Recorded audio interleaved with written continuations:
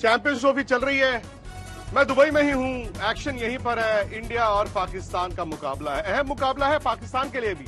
हारे तो टूर्नामेंट से बाहर, इंडिया जीता तो फिर सेमीफाइनल की टिकट पक्की है। लेकिन मेरे साथ आज दो वर्ल्ड चैंपियंस, हमेशा की तरह आज तक के स्टूडियो से सुनील गावस्कर जी हैं और हरभजन सिंह जी हैं।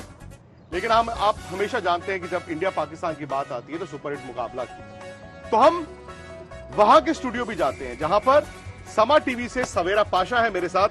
सवेरा, बताइए क्या है आपके पास? जी जनाब, सबसे पहले तो आपके मेहमानों को बहुत बहुत खुशामदीद, बिकॉज हम उनसे कनेक्ट कर रहे हैं यहाँ पे। और हमारे पास यहाँ पे जाहिर सी बात है, जब मैं बैठी हूँ समा के प्लेटफॉर्म पे और जोर का जोड़ का शो है, so we have a family of जोर का जोड़। पाकिस्तान के former test captain, one of the greatest allrounder हमारे अपने लाला शाहिद खान आफरीदी हमारे साथ मौजूद हैं। और दूसरी तरफ हमारे साथ मौजूद हैं the elegant stroke maker, impeccable timer, Pakistan top notch former middle order batter Mohammad Yusuf भी हमारे साथ मौजूद। विक्रांत, हमारी टीम की शुरुआत हमेशा ऐसी होती है, हमारी टीम हमेशा जो है वो एज अंडरडॉग शुरू करती है। मतलब चैंपियंस ट्रॉफी का मौका है तो 2017 क्यों नहीं हम याद कर लेते। 8th rank Pakistan team India से पहला मैच हारती और राइट ऑफ कर देते हैं सब, और उसके बाद क्या हुआ वो हम सबको पता है। तो ये तो हमारी टीम अभी वार्म अप हो रही है आहिस्ता आहिस्ता। नहीं, वो तो ठीक है, लेकिन ये टूर्नामेंट ऐसा है ना कि वार्म अप होते होते ये ना हो कि टूर्नामेंट खत्म हो जाए, क्योंकि आप होस्ट भी हैं। मैं जानता हूं, और पाकिस्तान तो 1992 वर्ल्ड कप, सनी भाई वाहिद ऐसे इंसान थे जिन्होंने कहा था पाकिस्तान वो वर्ल्ड कप जीत सकता है, मुझे याद है। तब भी ऐसे हुआ, आप पीछे से आते हैं जीत जाते हैं। लेकिन शाहिद भाई एक बात बताइए, मैं आपको सुन भी रहा था, क्या वाकई इस पाकिस्तान की टीम में वो दम है पीछे से आके इंडिया को भी हरा जाना, फिर चैंपियंस ट्रॉफी जीत भी जाना? आप दिल पर हाथ रख के पहले बताइए। मैं जो भी बात करता हूँ दिल पे हाथ रख के ही बात करता हूँ, और जो बात समझ आती है वो उस बात को लाजमी करता हूँ। देखिए, पाकिस्तान टीम जितनी भी इस वक्त चैंपियंस ट्रॉफी की टीम्स आई हुई हैं वो सारी बहुत जबरदस्त तैयारी के साथ आई हुई है। सारी टीमें, उन्हें कंडीशन कॉम्बिनेशन क्या होना चाहिए, कंडीशन के हिसाब से सारी टीमों ने अपना होमवर्क बड़ा जबरदस्त तरीके से किया हुआ है। हम यहाँ पे थोड़ा सा सिलेक्शन के हवाले से मैं समझता हूँ कि 2-3 एक ओपनर, एक मिडिल ऑर्डर एंड देन एक अच्छा जेन्युइन स्पिनर आपके पास बेंच पे बैठा हुआ होना चाहिए था। तो यहाँ पे मैं समझता हूँ कि थोड़ी सी गलती हमसे बिल्कुल हुई है, हमारी सिलेक्शन कमेटी से गलती हुई है। और जिस तरीके की हमने लास्ट मैच की क्रिकेट खेली है, मेरे ख्याल में हम न्यूजीलैंड से बैटिंग भी अच्छी नहीं कर पाए, हम बॉलिंग भी अच्छी नहीं कर पाए। आखिरी के ओवर्स हम हमारे स्पिनर से जो एक्सपेक्टेशन थी, क्योंकि स्पिनर नहीं थे तो एक्सपेक्टेशन हमारी कंडीशन के हिसाब से ज्यादा थी स्पिनर से, वो भी हम नहीं कर पाए। थोड़ा सा हमने कप्तानी के हवाले से कुछ डिसीजन मैच के हिसाब से हमने सही नहीं लिए, जिसकी वजह से हम मैच आ रहे हैं। और जब सारी टीमें अच्छी तैयारी के साथ आई हुई होती हैं तो फिर गलती की गुंजाइश कम होती है। आपको तीनों बैटिंग, बॉलिंग एंड फील्डिंग तीनों के अंदर 100% देना पड़ेगा, जब जाके आप अच्छी और बड़ी टीमों के खिलाफ जीत पाएंगे। शायद मैं एक चीज जो देखी, कराची में कंडीशंस भी मुझे लगता है पाकिस्तान ने शायद मिसरीड की। दूसरी बात है, जब आप 321 चेज करते हैं और शाहिद आफरीदी, मोहम्मद यूसुफ, हम दो ऐसे बल्लेबाज जानते हैं जो जिनका खौफ था। शायद मैं ऐसा क्यों लगा कि पाकिस्तान जब बैटिंग करने आया, स्पेशली बाबर आजम, तो शायद ऐसा लग रहा था कि पाकिस्तान वनडे क्रिकेट में भी ड्रॉ ढूंढ रहा है। ड्रॉ तो नहीं था, एक तो थोड़ा सा ये था कि क्योंकि फखर की इंजरी हो गई थी, जिसकी वजह से वो अचानक ही कॉम्बिनेशन चेंज करना पड़ा। सऊद शकील को मैं समझता था कि ओपन नहीं करनी चाहिए थी, क्योंकि T20 के अंदर मोहम्मद रिजवान और बाबर आजम काफी अरसे से बड़ा अच्छी अंडरस्टैंडिंग, एक अच्छा कॉम्बिनेशन बना हुआ था उन दोनों का। तो मोहम्मद रिजवान को एज अ कैप्टन लीड करना चाहिए था, उसको ओपन करनी चाहिए थी। बाकी ये था कि थोड़ा सा लंबा लेके चले, थोड़ा स्लो डॉट बॉल्स बहुत ज्यादा हमने खेली है, जिन डॉट बॉल्स पे जो हम पॉजिटिव इंटेंट की बात करते हैं वो सिर्फ छक्के चौकों से नहीं होता, वो सिंगल डबल स्ट्राइक रोटेट करने से भी होता है। तो जो इसी सिचुएशन में न्यूजीलैंड की टीम भी आ गई थी, लेकिन उन्होंने डॉट बॉल्स की बजाय स्ट्राइक रेट जो है वो रोटेट किया है, सिंगल्स पे ज्यादा फोकस किया है और अपनी पार्टनरशिप को बिल्ड किया है। तो ये वो गलतियां जो हमने की हैं। बिल्कुल। अब मैं भजीपा के पास आती हूँ और भजीपा की तरफ जो है जाऊंगी। जिस तरह हमने इंडिया बांग्लादेश का मुकाबला देखा, शुरू में कमर तोड़ दी बांग्लादेश की इंडियन बॉलर्स ने, बट वो जो एक पार्टनरशिप लगी, आपको लगता है कहीं ना कहीं दिस इज अ कंसर्न? एक तो यस, फील्डिंग लैप्सेस हमें दिखे और वो नहीं दिखने चाहिए। India is a very superior team in that mark, ODI number 1 team है इस वक्त, बट जो वो पार्टनरशिप इतनी लंबी लग गई बांग्लादेश के बैटर्स की, would that be a point of concern for you? शुक्रिया सवेरा। मेरे ख्याल से देखिए, जो गलतियां हुई हैं पिछले मैच में, वो फील्डिंग में जो लैप्सेस दिखे हैं, वो बहुत कम देखते हैं कि ऐसे लैप्सेस भारतीय टीम करे कि लगातार 2 से 3 कैच छूट जाएं और उसके बाद इतनी बड़ी पार्टनरशिप लग जाए। मुझे लगता है कि बीच में एक और बॉलर जो है वो ऐड किया जा सकता है। 2 लेफ्ट आर्मर खेलने की बजाय मुझे लगता है कि वरुण चक्रवर्ती बहुत घातक गेंदबाज हैं, वो बैठे हुए हैं, उनको खिलाना चाहिए था, जो कि शायद मुझे लगता है मैनेजमेंट नंबर 8 पे बैटिंग भी देख रही है। तो आपको सब चीज तो नहीं मिल सकती है। जो लैप्सेस हुए हैं उसको हम जरूर चाहेंगे देखना कि टीम इंप्रूव करे, वो फील्डिंग में और बेहतर हो, बट ये एक थोड़ा सा कंसर्न तो है ही कि इतनी लंबी पार्टनरशिप हो जाना और पार्टनरशिप तोड़ने के लिए आपके पास वो गेंदबाजी जो है वो ऐसी घातक ना हो, तो फिर अच्छी टीम आपको दोबारा मौका नहीं देगी गेम में आने का। ये तो बांग्लादेश थी जो 228 पे निपट ली।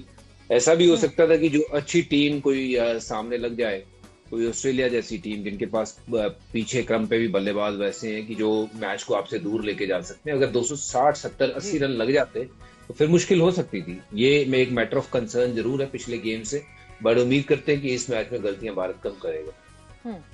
मैं चाहता था भज्जूपा और शाहिद भाई, अगर आप दोनों का, क्योंकि मैं आप दोनों का आपस का व्यू जानना चाहता हूं। ठीक है, मैं और सवेरा तो आपसे सवाल पूछ ही रहे हैं, लेकिन मैं ये मैं चाहता हूं ना, दो फियर्स क्रिकेटर्स की तरह आप अगर दोनों एक दूसरे की क्रिकेट को देख रहे हो तो कैसे देखेंगे? भज्जूपा, आप और शाहिद भाई अगर बात करें। देखो, मैं ये जो पाकिस्तान की प्रेजेंट टीम है, मैं इसको इसी तरीके से देख रहा हूँ कि ये वैसी टीम है जो बहुत सालों से ऐसी टीम पाकिस्तान की देखी नहीं। पाकिस्तान के साथ मुकाबला होता था तो हमेशा लगता था कि सामने टीम ऐसी है कि जो आपको लताड़ सकती है, हरा सकती है, क्योंकि उनके पास स्टार प्लेयर्स थे, उनके पास वो पावर पैक खिलाड़ी थे, गेंदबाजी बहुत अच्छी थी और एकजुटता दिखती थी। तो यहाँ इस टीम में ऑब्वियसली मुझे कुछ ऐसे स्टार पावर जो अपने दम पे मैच जिताने वाले तो लोग जरूर होंगे, बट वो एकजुटता दिखती नहीं है। पाकिस्तान, मुझे लगता है कि इंडिविजुअल बेसिस पे उनके पास अभी भी खिलाड़ी हैं जो उनको किसी भी एक पर्टिकुलर दिन में उनको शायद मैच जिता सके। पर जब कहे ना कि ज्यादातर आपके पास 6, 7, 8 खिलाड़ी ऐसे होने चाहिए जो आपको चैंपियनशिप जिताते हैं, वैसी टीम मुझे नहीं नजर आती। हो सकता है मेरा नजरिया ऐसा है, यहाँ मुझे नहीं नजर आ रहा। बाकी शायद वहां पे उनके साथ काफी टाइम स्पेंड भी करते हैं, वहां की क्रिकेट कुछ ज्यादा बेहतर समझते हैं। बट ये टीम को अगर मुझे कंपैरिजन करना होगा 90s की पाकिस्तान की टीम या अर्ली 2010 तक की टीम या 11-12 तक की टीम, तो वो बहुत सॉलिड टीम्स थी। हमेशा उनके सामने मैच खेलने में लगता था कि मैच होगा, सामने दमदार टीम है। तो ये शायद अब चीजें वो है कि भारतीय टीम के पास खिलाड़ी भरपूर है, नो डाउट। 17 में आप जीते हो, वो भी एक वो बड़ी जबरदस्त इनिंग फकर जमान की, वो इंडिविजुअल ब्रिलियंस के हिसाब से मैं कहता हूं कि वो आप सीरीज जीते हो।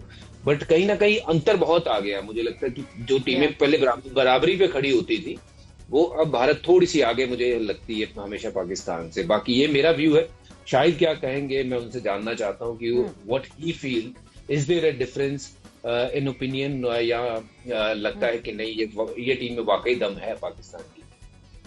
नहीं, मेरे ख्याल में भज्जी ने ऑलमोस्ट बिल्कुल ठीक बात की है। बिल्कुल सही कह रहा है भज्जी। 90s की टीम के साथ इसको टीम को तो नहीं, पाकिस्तान की टीम को हम कंपेयर कर सकते हैं। पहले आपके पास जो हमेशा बात करता रहा हूं कि मैच विनर्स की कमी है। मैच विनर्स, जिस तरह भज्जी ने कहा कि हाँ आप मैच जितवा सकते हैं लेकिन कोई ट्रॉफी उठाना, उसके लिए आपके पास मैच विनर्स वाकई होने चाहिए। उन बड़ी टीमों के खिलाफ आपका माइंड सेट किस तरीके से खेलता है, वो सबसे ज्यादा इंपॉर्टेंट चीज है, जो कि अब इस टीम के अंदर, क्योंकि मैच विनर ना होने की वजह से मैं हमेशा सवेरे यही बात करता हूं कि हर 11 जो लड़के खेल रहे हैं उन 11 की थोड़ी थोड़ी परफॉर्मेंसेस सबकी होनी चाहिए। ये ना हो कि 2 की बैटिंग में हो गई या 1-2 की बॉलिंग में हो गई। हर एक प्लेयर को कंट्रीब्यूट करना पड़ेगा बड़े इवेंट को या मैचेस को जीतने के लिए। तो आई एम एग्री जो बजी कह रहा है। बिल्कुल यूसुफ, कंट्रीब्यूशन जिस तरह बात हो रही है इस वक्त कंट्रीब्यूशन, यूसुफ भाई अगर मैं आपसे सवाल, हम जब पाकिस्तान की कंट्रीब्यूशन की बात करते हैं, ये सही बात है कि मगर ये माननी पड़ेगी कि ऑन पेपर एज फेवरेट्स जाएगी, मैं यूसुफ की तरफ आ रही थी, एज फेवरेट्स जाएगी इंडिया, और पाकिस्तान जो है वो जाहिर सी बात है एक मैच हार कर आई भी होगी। Yusuf, what do you suggest के क्या करना चाहिए पाकिस्तान टीम को उस प्रेशर को ऑफ करने के लिए?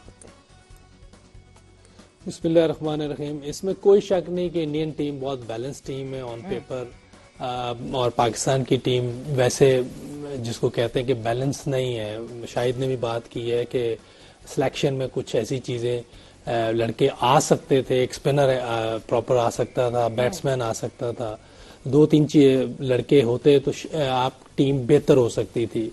और एक चीज याद रखें, जब बड़ा टूर्नामेंट होता है और पाकिस्तान इंडिया की गेम होती है, एक प्रेशर जरूर होता है।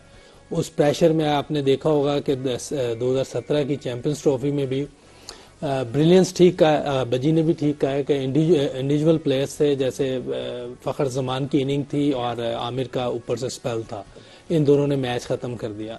ये चीजें हो सकता है हमारे इस मैच में शाह 5 आउट कर दे, नसीम शाह ले सकता है। बैटिंग में आप देख सकते हैं कि बाबर 50 किया है, गो बहुत स्लो 50 है बात समय, लेकिन क्योंकि पास में स्कोर करता हुआ नहीं आ रहा था, अब मुझे लगता है कि उसको 50 हुई है, थोड़ा सा कॉन्फिडेंस मिला हो, वो अच्छी इनिंग खेले इंडिया के खिलाफ, इंडिविजुअल ब्रिलियंस को ऐसी इनिंग खेल दे जिससे हम आउट क्लास कर दें इंडिया को।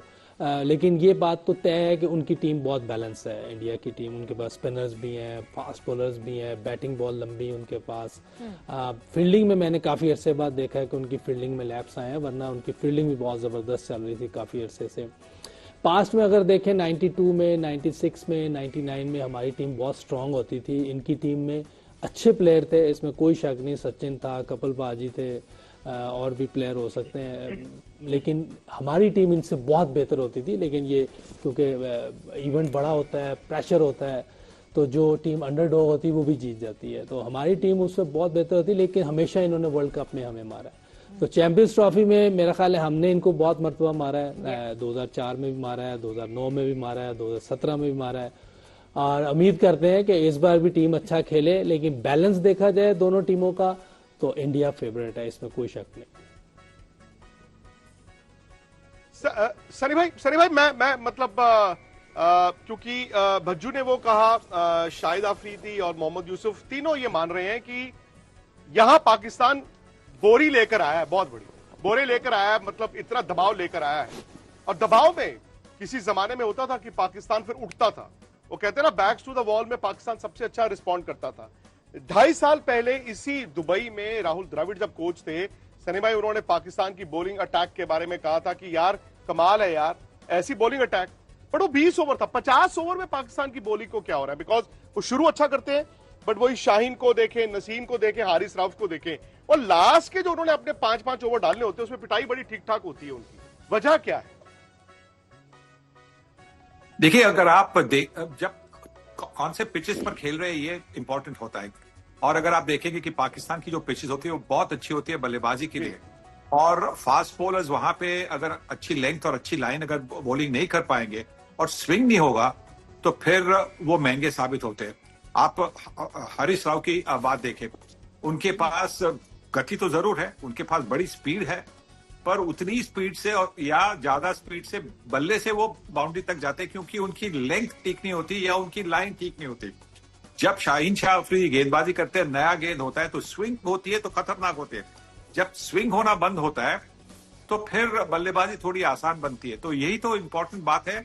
और जो इमरान खान, वसीम अकरम, वकार यूनुस जब वो गेंदबाजी करते थे तो उनके पास वो कंट्रोल था लाइन और लेंथ पर, और मूवमेंट भी बहुत ज्यादा करते थे इन दी एयर और पिच पर गिरने के बाद, इसलिए वो इतने महान और खतरनाक गेंदबाज थे। तो मैं सिर्फ इतना जानना चाहता था सवेरा सबसे कि एक थॉट है, एक स्कूल ऑफ थॉट ये कहता है कि अगर फ्लैट विकेट हो तो इंडिया को एडवांटेज है, और जिस तरह की विकेट पे कल बांग्लादेश, परसों बांग्लादेश और इंडिया का मैच हुआ था, उस तरह की विकेट पे पाकिस्तान का चांस बढ़ जाता है। तो मैं चाहता हूं चारों अगर छोटा छोटा इसका जवाब दें, सनी भाई, भज्जू, शाहिद भाई, यूसुफ भाई, उसके बाद फिर सवेरा आप सवाल कीजिए। सनी भाई आपसे शुरू करते हैं। बिल्कुल सनी भाई। हाँ। एक स्लगिश विकेट जिस तरह की बांग्लादेश के मैच में दुबई में थी, क्या वो पाकिस्तान को चांस देता है ज्यादा? नहीं, शायद नहीं, क्योंकि भारतीय टीम के पास जो स्पिनर्स है, जो 3 स्पिनर, शायद वो 4 स्पिनर भी खिला सकते हैं अगली मैच में पाकिस्तान के खिलाफ, क्योंकि शायद हर्षित राणा को वो रिजर्व में रखेंगे, वरुण चक्रवर्ती को स्पिन के लिए वो टीम में शामिल कर सकते हैं, क्योंकि हमने देखा है कि हाँ, जो कल की मैच हुई थी बांग्लादेश और इंडिया, वहां पेसर्स ने विकेट तो ली थी, पर ज्यादा मतलब जो कंट्रोल था रन पे, वो स्पिनर्स का कंट्रोल था, दोनों तरफ के स्पिनर्स। तो मुझे लगता है कि शायद ये भी हो सकता है, और अगर वैसा हुआ तो मुझे लगता है कि भारतीय टीम का पलड़ा भारी होगा, क्योंकि भारतीय टीम के पास अच्छे स्पिनर्स हैं। ये नया थॉट है, ये नया थॉट है। बजुबा, आप क्या कहेंगे इस पे? मेरी सोच ये कहती है कि देखिए, स्लो पिच के ऊपर भारत को एडवांटेज है, क्योंकि भारत की बल्लेबाजी जो मैं ओवरऑल देख रहा हूँ कि अच्छी बल्लेबाजी उनके पास, जो लड़के हैं वो फॉर्म में है। शुभमन के रन लगे हुए हैं हाल फिलहाल में, इंग्लैंड के सामने बहुत अच्छा खेले। कोहली के रन चाहे नहीं आए, बट उसके इर्द गिर्द जितनी भी बल्लेबाजी है, केएल है, रोहित के रन बन रहे हैं ऊपर से, तो वो मुझे लगता है कि टीम में माहौल ऐसा है कि रन बना देंगे। अक्षर पटेल भी अच्छी फॉर्म में, चाहे कल आउट हो गए। तो मुझे लगता है कि भारतीय टीम के पास जो एडवांटेज है वो बल्लेबाजी तो अच्छी है ही है, और स्पिन बहुत अच्छी है। और मैं उम्मीद करता हूं कि वरुण खेले, चाहे एक लेफ्ट आर्म स्पिनर हम कम कर दें दोनों में से, तो फिर वहां भारत का एडवांटेज और बढ़ जाता है, क्योंकि वरुण को वैसे भी पाकिस्तान ने एक मैच में खेला, वो T20 वाले फॉर्मेट में, बट इस फॉर्मेट में इनको खेला नहीं है, और तब वरुण पके नहीं हुए थे, अब वरुण पके हुए हैं। तो बढ़िया कि ओवरऑल ऑन पेपर या फिर देखें दोनों टीमों में, जैसे शाहिद ने भी कहा, यूसुफ ने भी कहा कि भारत आगे है, और मैं भी उसी बात पे स्टिक रहना चाहता हूँ कि भारत मैच में अभी तक तो आगे है, बट वो शुरुआत आप कैसे करते हो, that's where you know everything start, कि आप किस तरीके से उस दिन उठते हो, कैसा क्रिकेट खेलते हो। और कल बांग्लादेश को अच्छा लपेट लिया 228 पे, 270-80 हो जाते तो शायद मुकाबला किसी तरफ भी जा सकता था।